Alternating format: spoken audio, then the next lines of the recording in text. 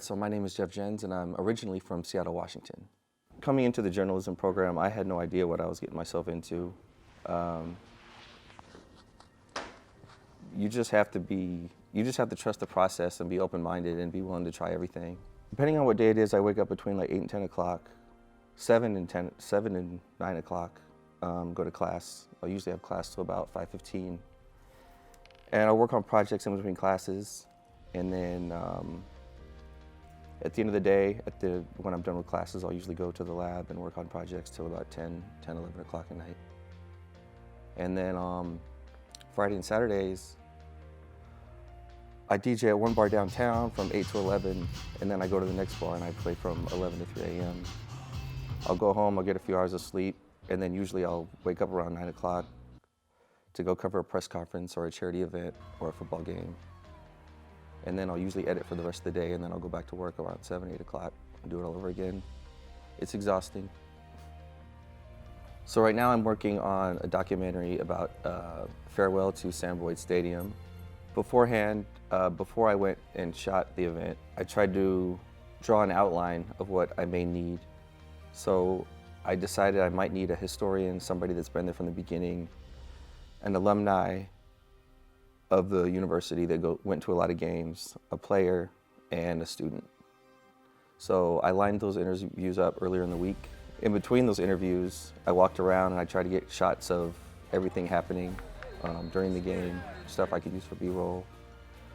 I've spent a lot of time online looking for old pictures of the stadium, old articles, old video. What's gonna take the most part is piecing it all together.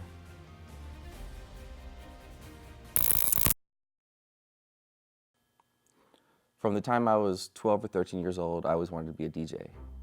So I started looking for internships at hip-hop stations around town. I started interning around 21 at a hip-hop station in downtown Seattle. And the next step, as far as DJing in the clubs, for a hip-hop DJ, you gotta put out mixtapes and you gotta be on the radio. So fast forward, DJing around town, around 26, I got my first radio show. And I kind of felt like I hit a wall after about 4 or 5 years, and I wanted to take my career to the next level. So I moved to Las Vegas because there's a lot of work for DJs in Las Vegas. Spent some time doing that and realized that the industry isn't really going in the direction I thought it would. So I decided to go back to school and finish my bachelor's where I left off. I got a 2-year degree in Seattle while I was interning at the station in communications. And the next step in broadcasting would be to get a bachelor's and continue in radio, continue in streaming, or try TV. I think the most important thing, well, not the most important thing, but like advice is just to be committed and know what you're getting yourself into, because this literally, if you want to get the most out of it, it's going to take up all your time and you're not getting paid. So make sure that you know what it means to you and that you're willing to put in the work.